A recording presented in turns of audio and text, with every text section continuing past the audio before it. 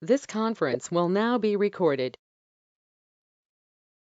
So today we are going to discuss this October 2020 talk, that is pre-implantation genetic testing for aneuploidy. The short form here further we will use for this is PGTA. Okay, so it is a pre-implantation genetic testing for aneuploidy. So in this talk, what they have discussed, what was the past testing methods for this pre-implantation genetic testing, what is the presently it is done, and what are the future perspectives and advantages and disadvantages, what is the current evidence for this pre-implantation genetic testing. So this is the basic purpose for this article. Okay, so here what is important for you, so what are the methods for pre-implantation genetic diagnosis right now, what are their advantages and disadvantages, and for what clinical condition this pre-implantation genetic diagnosis is useful. And he say this talk is specifically for aneuploidies. Okay,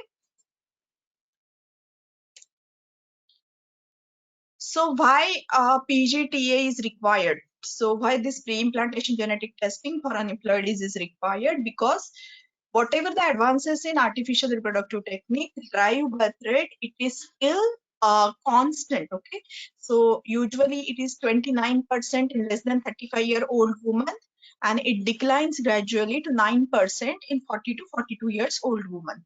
And what is the leading cause for this? It is the aneuploidy. So aneuploidy is the leading cause for these poor reproductive outcomes like implantation failure and miscarriage. And usually these rates are very high when the woman undergoes this IVF.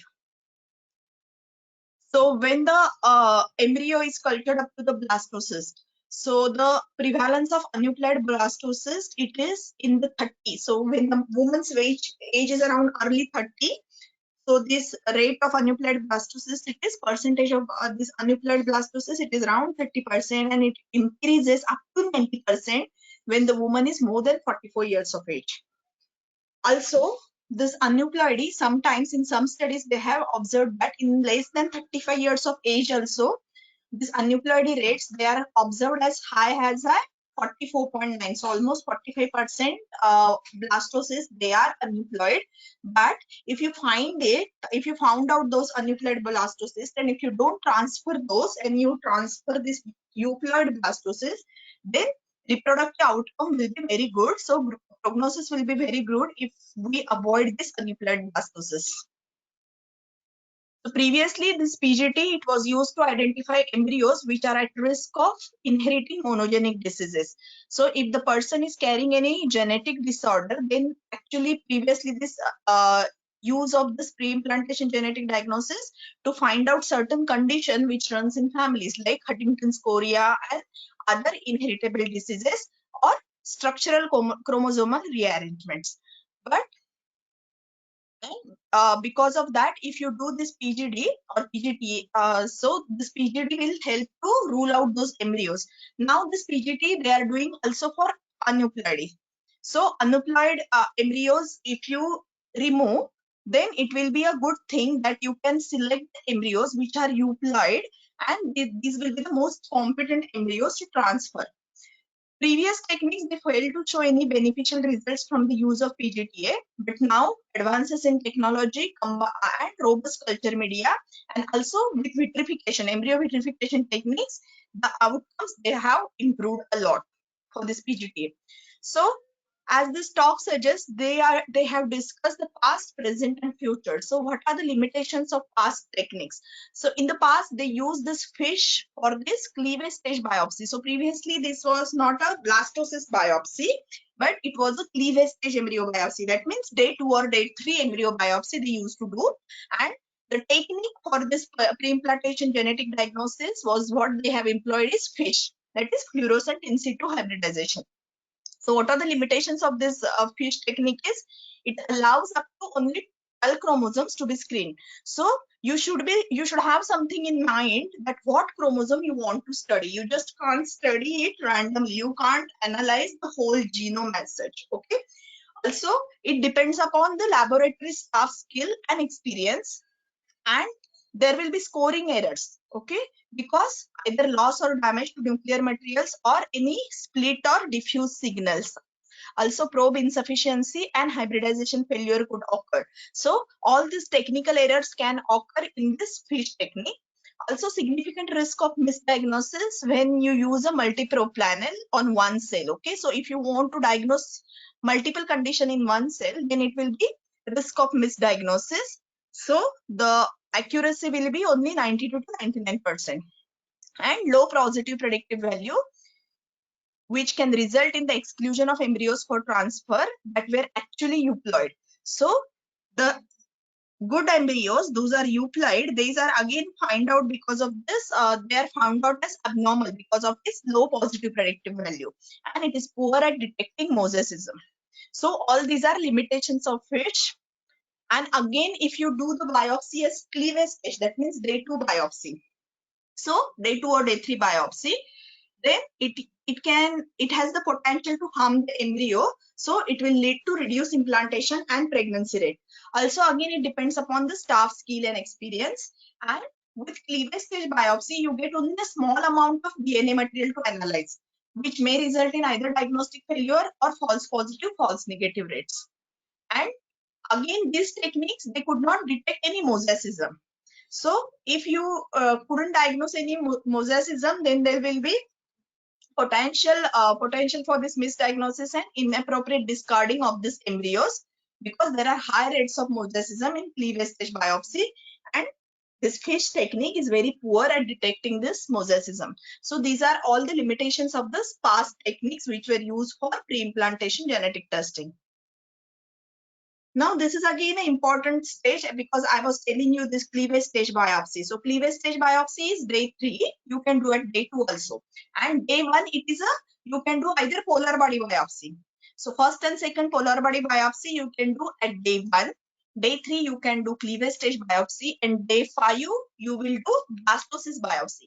Blastocyst means you are going to take the cells from this trophoectoderm. Okay, so this trophoectoderm biopsy you can do, and here what will happen is there will be less loss to the embryo DNA material. Okay, you can see here these are the 8-cell embryo usually. So all the genetic material is stored in this 8-cell only. So if you take out 1 or 2 cells for this biopsy, then there will be a loss of genetic material or loss of this thing. So there can be implantation failure. But while if you take this 1 or 2 cells of this trophoectoderm, there will be not a major loss of this genetic material for this. So use of cleavage stage biopsy or day 3 biopsy instead of polar body biopsy. So it allows both maternal and paternal meiotic and mitotic errors can be detected here rather than just. So if you do only polar body biopsy, it will detect only maternal errors. If you do cleavage stage biopsy or trophoectoderm biopsy, it is going to detect both maternal and paternal errors. Also, cleavage stage biopsy, what are the advantages of this cleavage stage or day 3 biopsy? It can give you sufficient time because you usually transfer the embryos at blastocyst level. So day 5 transfer are usually going to happen. So if you do the biopsy on day 3, still you are going to get 2 days for the analysis. So it will be a sufficient time for the diagnosis and you can do fresh embryo transfer. But as I told you, this is harmful for the embryo development. 39% reduction in implantation rate because you are taking 1 or 2 cells from this cells. There are only 8-cell stage embryo and you are taking 1 or 2 cells. That means there is a reduction in the implantation rate. Okay. So there is 39% reduction in implantation rate. It is observed with cleavage stage biopsy compared to the non-biopsied day 3 embryos. Also, like polar body biopsies, the small amount of DNA material it is come with this cleavage stage biopsies. Okay, so diagnostic failure and false positive, false negative remains with this cleavage stage biopsy. Now, when you take trophoectoderm biopsy or day 5 biopsy, it causes less damage to embryo. It improves the implantation rate.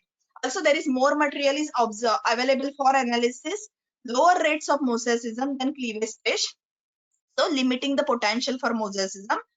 Also, the use of this trophoectoderm biopsy, what happens here is See, when the embryo grows up to day 5, that means there is already natural selection has occurred. The embryo has reached up to blastocyst stage. That means it is more likely to be euploid and it is more likely to be a good quality embryo than a day 3 embryo. Okay, because only the good quality embryo they can reach blastocyst stage. So already this embryo has reached blastocyst stage means it already the natural selection has been occurred. So there are less chances of aneuploidies.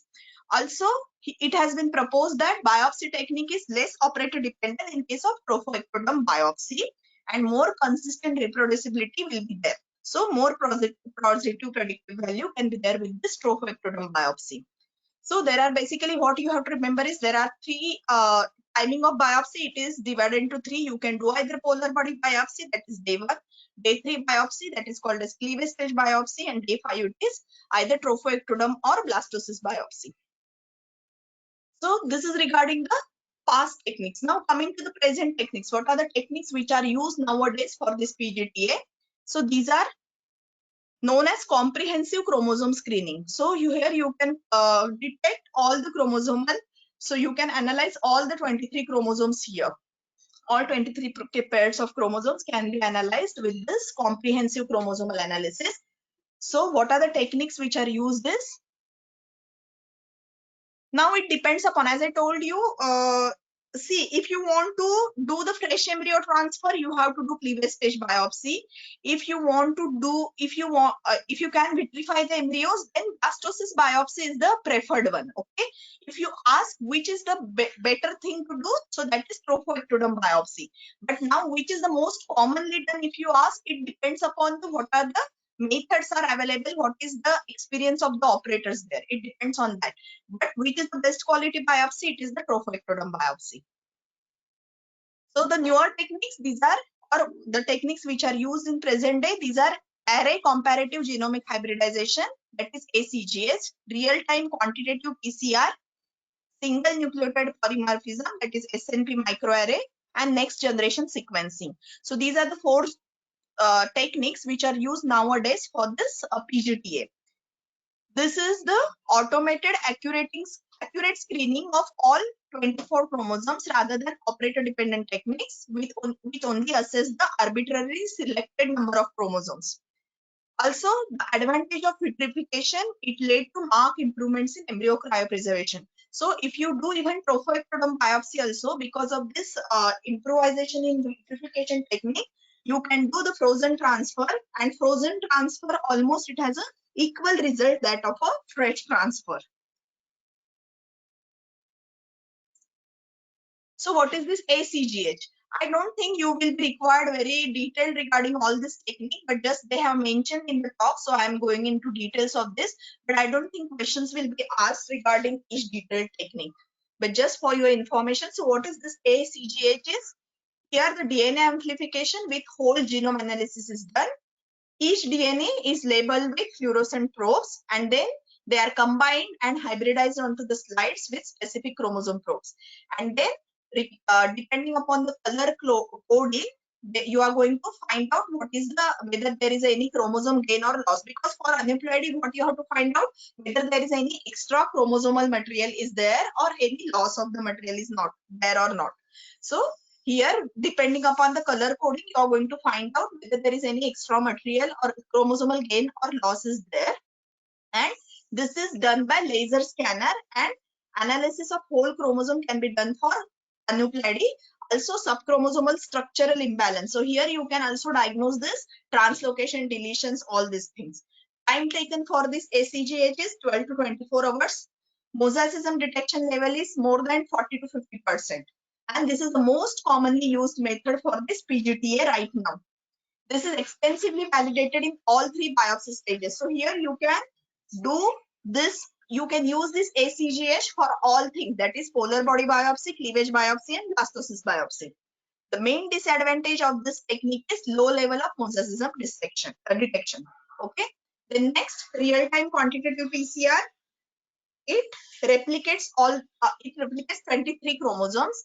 Here the specific PCR parameters, they amplify a small section of each of this 23 replicated chromosomes, and they will analyze the relative amount of DNA from each chromosome.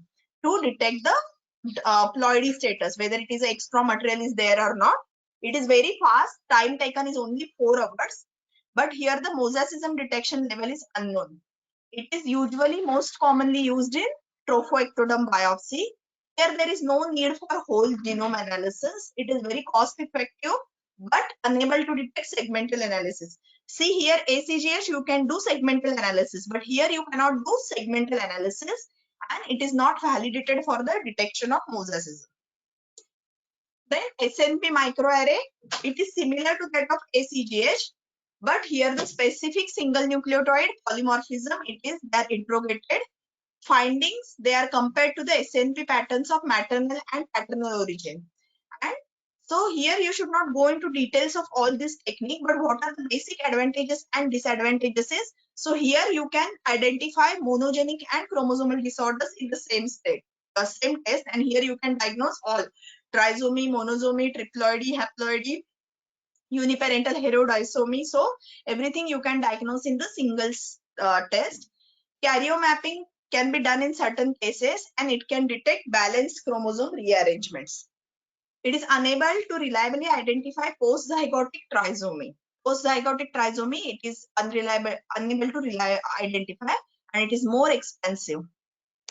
And then this is the thing which is most useful than all these three techniques. So this is the next generation sequencing. Here DNA is amplified with whole genome analysis. I am not going into detail of all this procedure, but here the number of reads per chromosome, this is the proportional to the copy of number of each chromosome. So it will it allows detection of aneuploidies. Time taken, it is there are two techniques, that is MeSeq and ion torrent. So for MeSeq it is more than 24 hours, for ion torrent it is less than 24 hours. But here the one thing is, for this NGS is there, you can simultaneously test large number of samples. So it reduces the workload and the cost. So this can be used for a low cost effective thing, and also you can test so many samples at the same time. It can detect aneuploidy, translocation, single gene disorders, and small copy number variations from the same biopsy. It has high level of mosaicism detection. It is superior to ACGH, and because of all this superiority, it is usually there will be improved clinical outcome with single embryo transfer also. Only thing, the disadvantage is potential for overdiagnosing euploid embryos, as mosaic resulting in embryos, they are not being transferred. Resolution limit ability to detect mosaicism fully. So here you can detect mosaicism fully.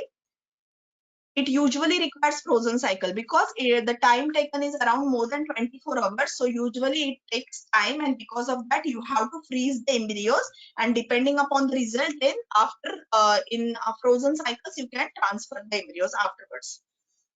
So what are the limitations of these new techniques? They are unable to detect polyploidy or balanced chromosomal rearrangements, because here what you are going to find out is whether there is additional or loss of material in the DNA. But with balanced translocation, the genetic material will remain the same. So it can be, they will be unable to detect this balanced chromosomal rearrangements. Also, it is impossible to extrapolate to with certainty genetic makeup of that entire embryo. So you are taking a small T, small trophoectoderm, you will take 5 to 6 cells. So you have to extrapolate these results to the whole blastocyst. So sometime the results can be wrong also. Also, again, because of this resolution is not that higher, so it can limit this detection of mosaicism. So now what are the uses of this PGTA? Basic uses for advanced maternal age. So advanced maternal age definition of that is more than 37 years old. But now there is recent trend that everyone that is, so they are thinking of lowering this limit to 35 years. But right now the definition of advanced maternal age is more than 37-year-old. So this advanced maternal age, it is the most common indication for this PGTA. So there is a clear benefit of PGTA in women of this advanced maternal age, but where they have multiple embryos, and of this some embryos should be euploid. So if there are euploid and aneuploid embryo, definitely you can transfer euploid embryo. But if all embryos are aneuploid, then it is not going to transfer into the live birth rate, correct? So the results may not be improved. When there are all aneuploid embryos, finally the live birth rate will not be improved with this PGTA technique also. Okay, so if the woman has euploid embryos available, then it will increase the results. SNP and NGS. See, NGS, they have given that you can do this translocation, but not balanced translocation. See, for any translocation, for balanced translocation, you have to take into account that typical balanced translocation.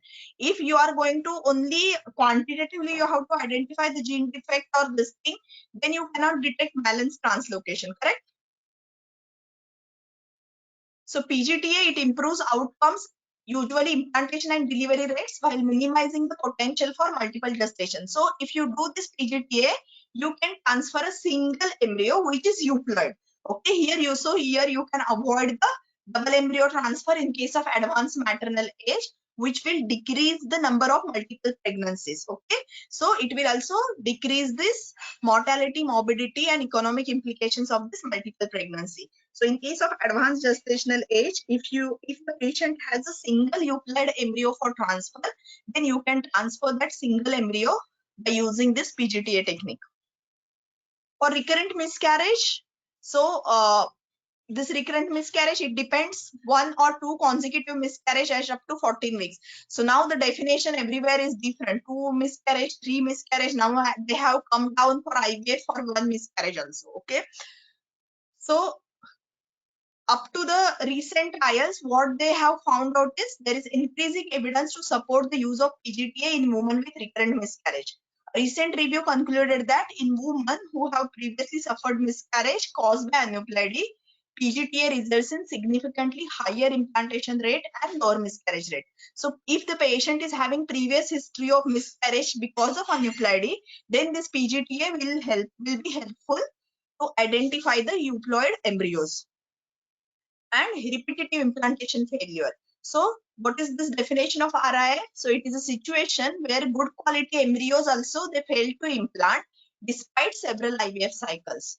So it is the absence of gestational sac on ultrasound at more than 5 weeks of gestation after 3 morphologically high quality embryo transfer. So 3 times you have transfer or 2 times, whatever, how many times, but if you have transferred 3 embryos which are high quality morphologically, not by PGDA, but by morphologically, if the quality of embryo is good and even after 3 embryo transfer, there is no pregnancy or no gestational sac, then it is known as repetitive implantation failure. And causes of this RIF are they are poorly defined, but usually related to the several maternal and embryonic factors. So here PGTA and SCT. So first you do PGTA, identify the euploid embryos and do the single embryo transfer of this euploid embryo. So it will improve implantation rate and success of IVF cycles in women with RIF. But further high quality studies are needed. Now, what are the future techniques that can be available? See, this is the definition of RIF. So after 3 good embryos, after 3 embryo transfer which are morphologically good quality. What you are asking, recurrent miscarriage or recurrent repetitive implantation failure? Amulya, what is your question? Whether it is a RIF or recurrent miscarriage?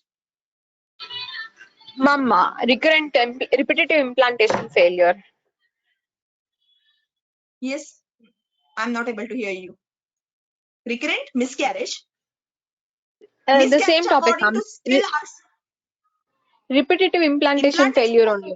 Yeah, implantation failure, it is 3 embryos. It can be either single embryo transfer, double embryo transfer, whatever it is. But when 3 embryos, they fail to result into the gestational sac. Okay. So it can be 2 transfer, it can be 3 transfer. How many transfer it is? What is good quality embryo? So embryo is staged depending upon its number of cells. It's what you can say, the size of cells and all these things. Stage. No, yes, Dr. Rana, I couldn't understand your question. Which is good quality embryo up to which stage? See, stages are embryo quality stages. There are 5 stages. Okay, they are divided into 5 stages. Actually, it is not required for you. It is typically IVF topic, but it is divided into 5 stages. Usually, stage 1 and 2 they are considered as morphologically good quality embryos. Okay, stage 1 and 2 of these 5 stages, but these are not important for you. Only thing that you should remember that if there is no pregnancy after 3 embryo transfer of morphologically good quality embryos. Okay.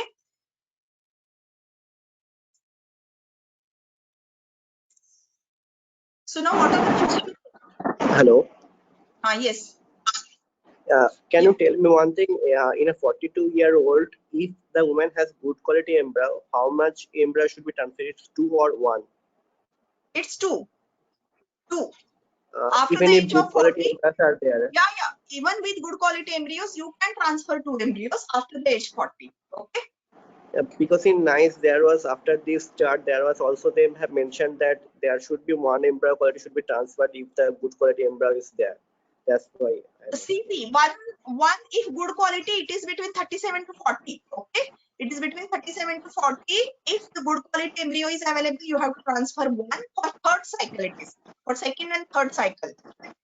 Okay, but for 40 years and above, you can transfer 2 good quality embryos also. After 40 years, it is allowed that 2 embryos can be transferred. Okay.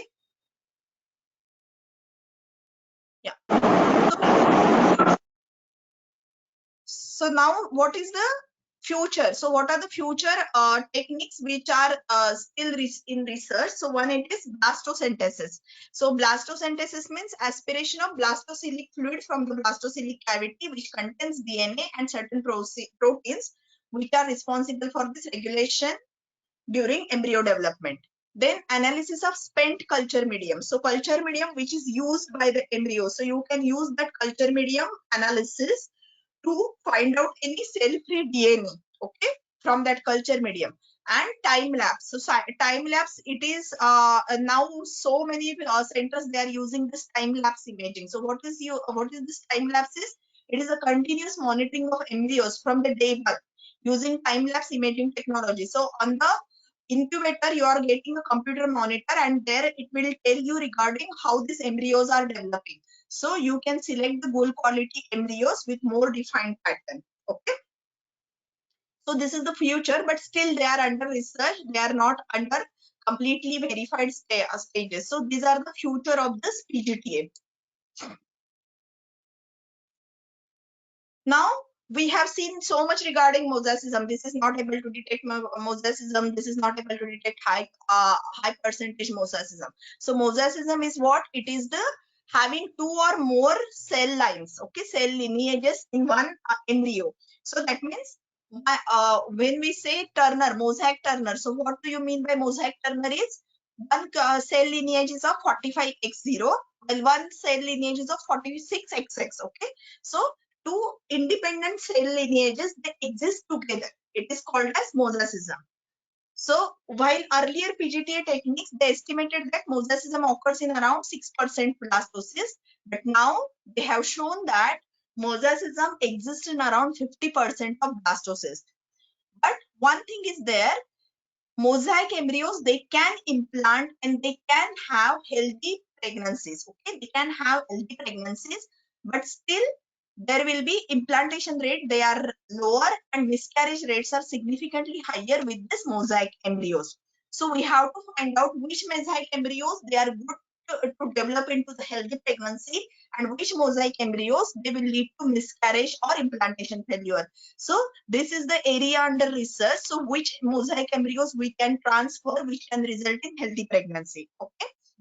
So this is basically important, and there are no euploid embryos which will be available for transfer.